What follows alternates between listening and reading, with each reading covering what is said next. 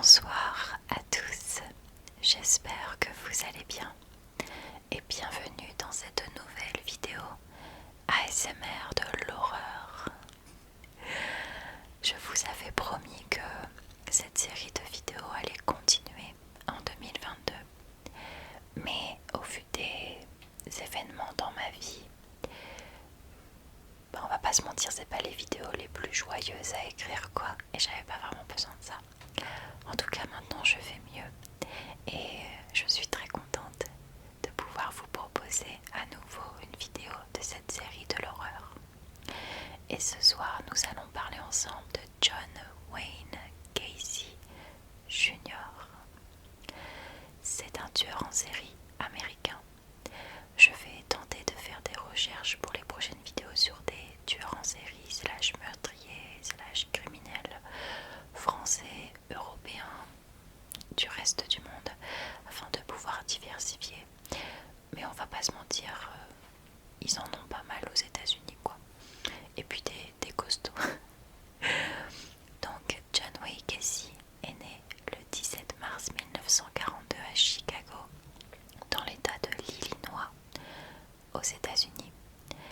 Son père est John Stanley Gacy Senior du coup, et sa mère s'appelait Marion Helen Robinson. Il est le deuxième d'une fratrie de 3 enfants. Il a une grande sœur, Joanne, et une petite sœur, Karen. Enfant, il souffre d'obésité et à cause de ça, il est très souvent malade. Donc c'est un enfant qui est assez affaibli en termes de santé. Cependant, pour ce qui est de sa famille, il est vraiment très proche avec sa mère et ses sœurs. Mais on retrouve un pattern assez commun avec les criminels. Son père est alcoolique et violent. Il s'en prend souvent à sa femme et à ses enfants, et malheureusement le petit Gacy est, comme j'ai dit, assez faible dû à ses problèmes de santé. Donc c'est sa mère qui le défend, qui s'interpose, ce qui crée vraiment une rage intense chez le père, qui continue à s'en prendre à lui et qui va même l'insulter de tapette, d'homosexuel, dû au fait qu'il n'est pas capable de se défendre lui-même. Donc on suppose qu'il veut exprimer par là que ce n'est pas un vrai homme finalement. À l'âge de 9 ans, malheureusement, le petit Gacy, John Gacy, est victime d'abus sexuels de la part d'un des voisins et amis de la famille. Il choisira de ne pas le révéler, c'est lorsqu'il y aura une étude et un profil psychologique créé sur lui qu'il finira par le dévoiler.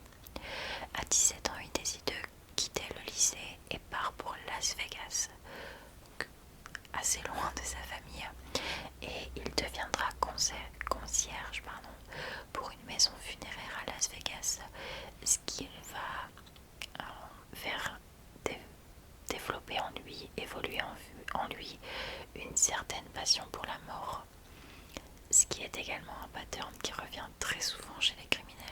Il finira néanmoins par revenir à Chicago et en 1963, il obtient son diplôme de commerce.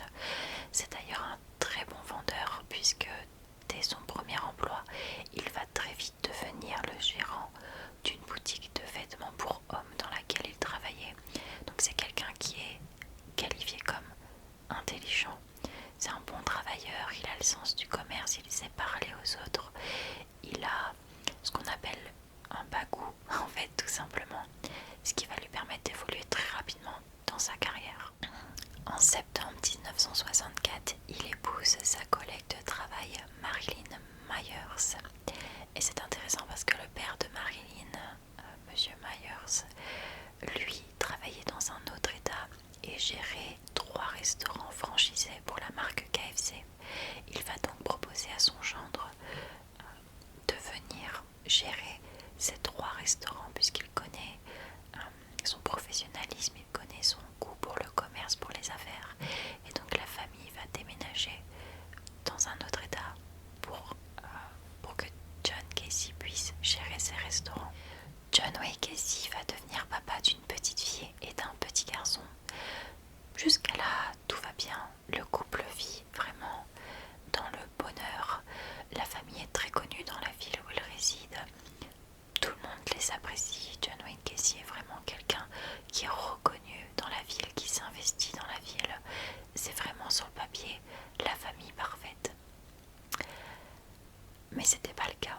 Le 7 novembre 1968, John Wayne Gacy écope de 10 ans de prison pour avoir abusé sexuellement des adolescents qui travaillaient avec lui.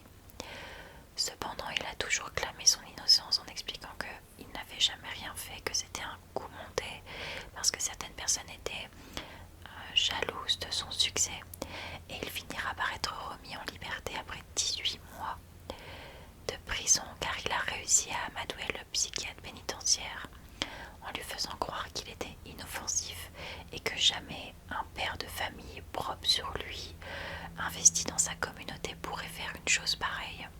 En septembre 1969, sa femme Marilyn obtient le divorce dû à la condamnation de son mari et aux accusations faites contre lui.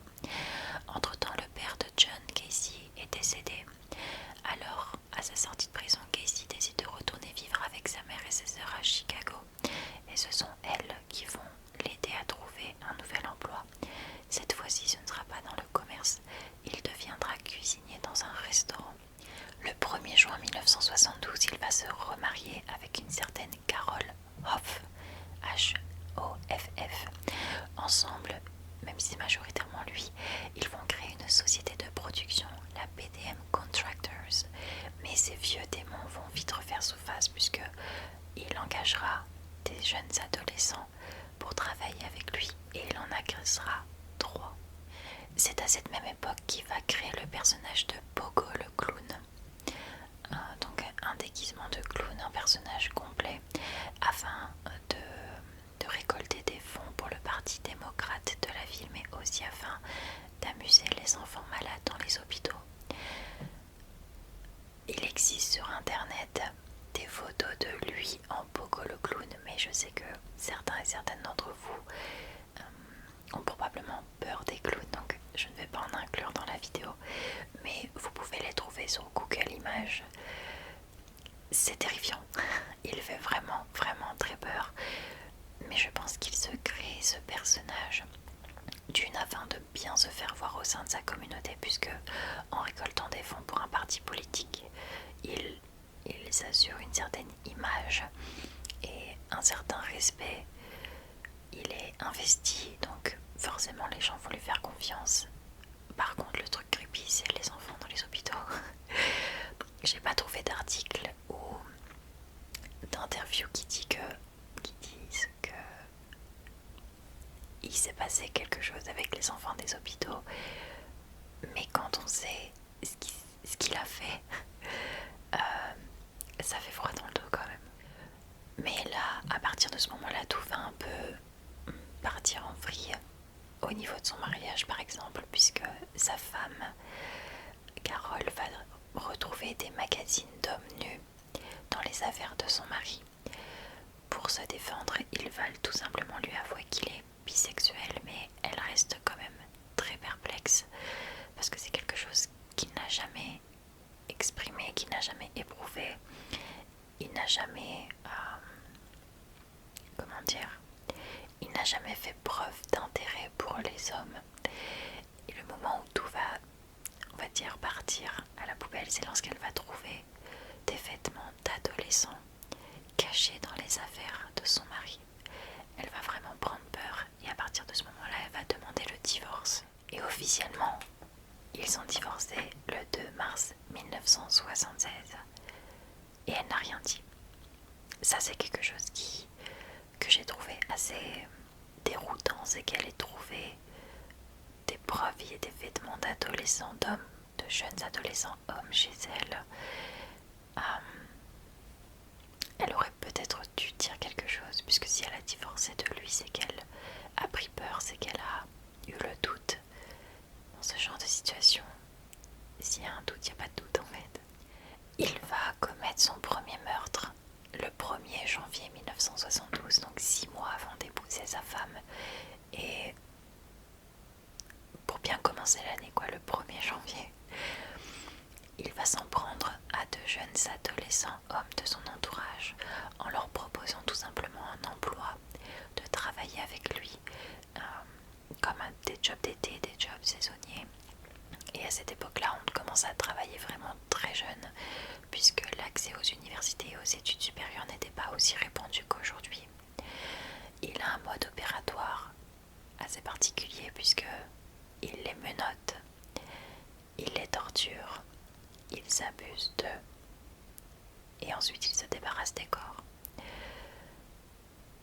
Dans les revues psychologiques qui ont été faits, les rapports psychologiques qui ont été faits sur lui, les psychiatres ont dit qu'ils auraient pu comprendre la partie où il avait une homosexualité refoulée ou une bisexualité refoulée. À cette époque-là, c'était mal vu. On est dans les années 70, c'est encore très touchy comme sujet. Et donc le seul moyen pour satisfaire ses pulsions et son désir envers les hommes, malheureusement, est d'avoir recours à la violence pour les kidnapper et abuser d'eux sexuellement. Et peut-être les tuer tout simplement pour qu'ils ne puissent pas parler. Mais c'est cet aspect de torture qui ont vraiment mis les psychologues et les psychiatres très perplexes, parce que pourquoi leur faire du mal quand le but de l'enlèvement lui-même est d'assouvir un plaisir finalement. Et voilà quoi. Parmi les tortures qu'il leur faisait subir, alors il y en a une, franchement, je n'ai pas compris. Il utilisait des cartes de poker enflammées. Ça, j'ai pas réussi à trouver. Je sais pas si il mettait le feu et les jetait sur lui, vous savez, comme ça là. Et ça les brûlait, ou si... Enfin, j'ai pas vraiment compris cet aspect d'utiliser des cartes de poker enflammées. Bref, vous avez aussi laissé couler de la cire chaude sur leur corps. Donc c'est vraiment de la torture, de la douleur. Mais c'est pas... Dans d'autres cas, on a vu par exemple des mutilations. C'est pas de la mutilation à proprement parler, c'est un jeu presque. Et certains d'entre eux même étaient noyés dans la baignoire. Il leur plongeait la tête dans l'eau jusqu'au point de rupture. Il les ressortait pour qu'ils respirent et il les replongeait. Donc c'est vraiment sadique finalement. C'est pas de la torture par plaisir de faire mal, c'est du sadisme pur et dur. Et par contre ça j'ai réussi à comprendre. Il leur urinait dessus aussi. Je pense en signe de domination. C'est quelque chose qui est assez répandu dans le règne animal. En fait, c'est quelque chose d'assez animal finalement, d'assez sauvage. Uriner sur ses victimes afin de prouver sa domination, sa supériorité. Il gardait également des fois les corps 1 ou 2 jours avec lui avant de s'en débarrasser. Ça, c'est quelque chose que j'avais déjà vu chez un autre tueur en série, dont je ferai une vidéo sur ma chaîne, qui conservait les corps ou des parties de corps de ses victimes, parce que même si il les tuait, il était en quelque sorte attaché à eux. C'est un procédé assez intéressant, puisque même si la finalité de ces enlèvements c'est la mort finalement, la relation intime qu'il aura eue avec eux, même non consentie de la part des victimes, c'est comme si ça lui avait permis de créer un lien romantique avec eux.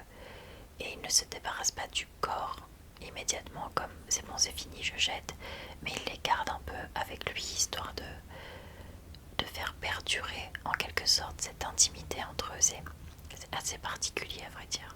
C'est le 21 décembre 1978 que John Wayne Gacy va se faire arrêter par la police. Il rentrait chez lui en voiture et l'ont arrêté et raccompagné jusqu'à chez lui.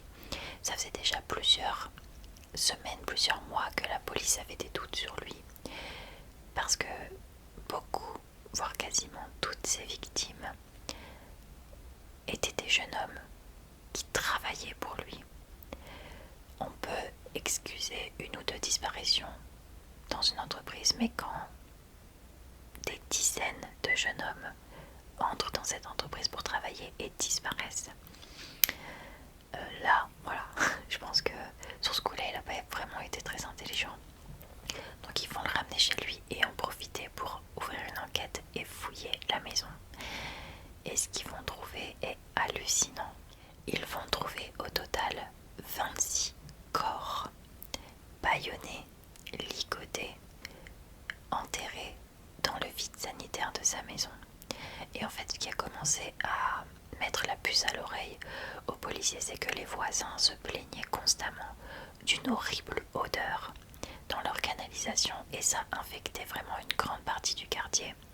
Comme c'était plusieurs maisons, ils se sont tout simplement dit bon bah on a des problèmes de canalisation, voilà. Sauf que certains voisins ont commencé à verser de la chaux dans leur canalisation pour irradier l'odeur parce qu'ils n'en pouvaient vraiment plus. Sauf que la chaux au contact des corps a commencé à les dissoudre et l'odeur est devenue encore plus nauséabonde. Forcément, au bout d'un moment, il ne devait plus y avoir de place dans le vide sanitaire, donc il a enterré 3 corps sur sa propriété dans son jardin qui ont été retrouvés. Et par la suite, ils ont retrouvé les 4 corps de ces dernières victimes qu'ils ont repêchés en fait de comment ça s'appelle, de la rivière des Plaines. Voilà, parce que bon, au bout d'un moment, il n'y a plus de place quoi en fait. Là aussi, c'est intéressant et ça rejoint cet aspect de conserver le corps avec lui pendant 1 ou 2 jours. John Wayne Gacy ne s'est jamais débarrassé des corps, loin, sauf les 4 derniers qu'il a jetés dans la rivière. Mais je pense que c'est parce qu'il avait juste plus de place. Mais sur 33 victimes, 29 d'entre elles sont restées proches de lui, sont restées limite dans la maison. Le vide sanitaire c'est en dessous de la maison et la propriété c'est dans son jardin. Il a conservé 29 corps, il aurait pu les mettre dans sa voiture, dans un camion, conduire ou tous les balancer dans la rivière puisqu'il l'avait avec les 4 derniers. Mais non, il les a gardés. Les rapports de police, quand ils sont rentrés dans la maison, il y a énormément de policiers qui dès qu'ils sont rentrés, ils ont su rien qu'à l'odeur que il y avait un ou plusieurs corps. Rien qu'à l'odeur, certains ont vomi. À peine ils ont passé le seuil de la porte, l'odeur était infâme. Ils ne comprenaient pas comment Gacy pouvait vivre là, dans cette odeur de putréfaction et ne pas être malade, ils comprenaient pas. Les médecins légistes, toutes les personnes qui sont rentrées dans cette maison, et ils ont témoigné en disant l'odeur, on la sent encore, même des semaines après, on la sentait encore. On avait l'impression qu'on l'avait incrustée dans la peau. Vous vous rendez compte, 26 cadavres en putréfaction en dessous de chez vous. Déjà, un bout de reblochon dans le frigo, c'est terrible. Mais j'imagine pas 26 cadavres enterrés en dessous. Le vide sanitaire, ça, en plus l'odeur remonte par les toilettes, par le siphon, la salle de bain, l'évier, le lavabo. C'était infâme comme odeur, irrespirable. Bien évidemment, quand on a retrouvé les corps, John Wayne Gacy a tout de suite été mis en prison. Et en prison, il a commencé à peindre.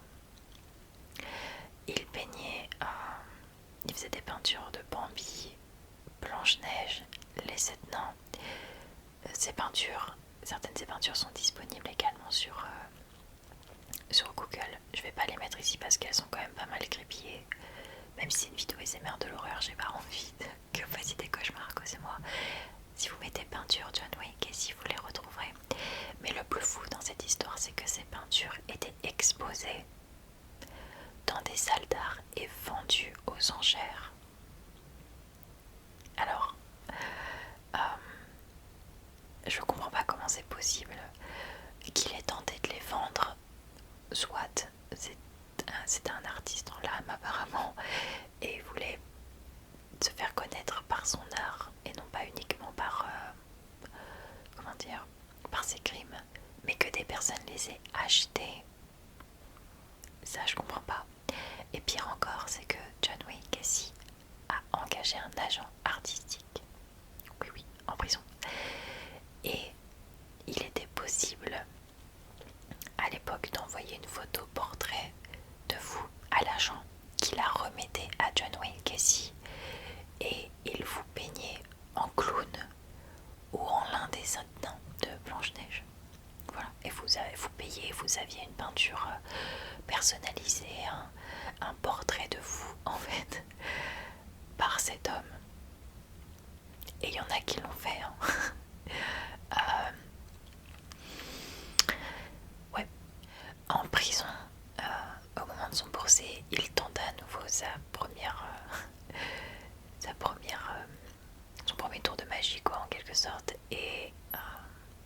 essayait de plaider la folie. Alors pourquoi? En fait, vous avez, dans ce genre de cas, vous avez toujours une étude psychologique, psychiatrique très approfondie qui est faite, parce que vous avez certaines personnes qui malheureusement tuent des gens, mais n'ont pas conscience que ce qu'ils font c'est mal, pas parce qu'ils n'ont pas de remords ou de regrets, mais parce que dans leur tête se dissocient très difficilement le bien et le mal. Et certains tueurs en série ont été, très peu, parce que bon, au bout d'un moment faut pas déconner, mais certains d'entre eux ont été déclarés fous tout simplement parce qu'ils l'étaient. Ils étaient pas sains d'esprit, dû à des traumatismes d'enfance ou une déficience mentale tout simplement. Et on ne peut pas juger quelqu'un de la même façon s'il a conscience que ce qu'il fait est mal, ou si un état, un problème psychologique lui empêche de voir la limite entre ce qui est faisable, ce qui est acceptable ou non. Il a tenté de plaider la folie, mais bon, sur ce coup-là, les psychiatres sont dit non, faut pas déconner quand même. Donc il a été condamné à mort et a été exécuté le 10 mai 1994 par injection létale. Pour ceux qui ne savent pas, vous êtes dans une pièce, dans un lit d'hôpital, on vous injecte un produit dans les veines qui va tout simplement arrêter votre cœur, votre cerveau et vous tuer, puisqu'à partir du moment où il n'y a plus de signe cardiaque, il n'y a plus de vie, vous êtes décédé quoi. Voilà. Je pense que vous avez compris. John Wayne Gacy a reçu la plus lourde sentence de l'histoire, soit 21 condamnations à perpétuité et 12 condamnations à mort. Alors, je comprends, 33 victimes, 33 procès j'imagine, je suppose que ça s'est passé comme ça. 21 condamnations à perpétuité, bon. On est sûr qu'il n'allait pas sortir 12 condamnations à mort. Alors je sais pas chez vous, mais chez moi, une fois qu'on est mort, on est mort. Voilà. Ça m'étonnerait qu'ils lui mettent un petit coup de... pour le ressusciter, puis le retirer et tout. Voir une fois c'est bon. Mais ce taré fait partie du Guinness Book Record 2002. Voilà, plus grosse condamnation. La cellule dans laquelle a vécu John Wayne Gacy jusqu'à sa mort a été utilisée dans la série Prison Break. Alors, je trouvais ça assez particulier comme fact. En fait, tout simplement, déjà, j'aurais pas envie de tourner des épisodes ou des bouts d'épisodes dans cette cellule, quand on sait qui est-ce qui a résidé. Mais surtout, ma question c'est pourquoi avoir fait ça, puisque la plupart finalement des scènes de cette série ont été tournées en studio. Pourquoi avoir fait déplacer une équipe de tournage des acteurs pour tourner dans cette cellule? J'en sais rien, je n'ai jamais vu la série. Est-ce que c'est mentionné? Est-ce que ça fait partie d'un plot twist de tu vas te faire enfermer dans cette cellule? Tu sais qui est-ce qui était avant? John Wayne Gacy. Vous voyez ce que je veux dire? J'ai jamais vu cette série Prison Break, mais je trouve ça un peu creepy, on va pas se mentir. Et dernier fun fact, le personnage de John Wayne Gacy, la personne de John Wayne Gacy a très souvent inspiré dans des films d'horreur, dans des séries un peu dramatiques, horrifiques, telles que ça. Le remake de 2017, à un moment on voit apparaître le clown de ce film et il porte les mêmes vêtements que John Wayne Gacy portait en tant que Pogo le clown. Mais il est également apparu dans South Park. Ça m'étonne pas. Dans Elementary, donc la série sur Sherlock Holmes, American Horror Story, dans 2 saisons, Hotel et Freak Show. J'aime beaucoup cette série, je l'ai souvent regardée et effectivement, il est là quoi. Dans Freak Show, on voit un clown tueur et effectivement, quand j'ai vu la photo de John Wayne Gacy déguisé en Pogo le clown, je me suis dit, ce sont des tarés, voilà. Et bien sûr, dans la série Supernaturals, je crois que dans 2 épisodes différents, ils combattent le fantôme de John Wayne Gacy. Écoutez, c'est tout pour cette vidéo, j'espère qu'elle n'aura pas été trop courte. J'essaye de, de faire en fonction de moi, et c'est vrai que même si je me sens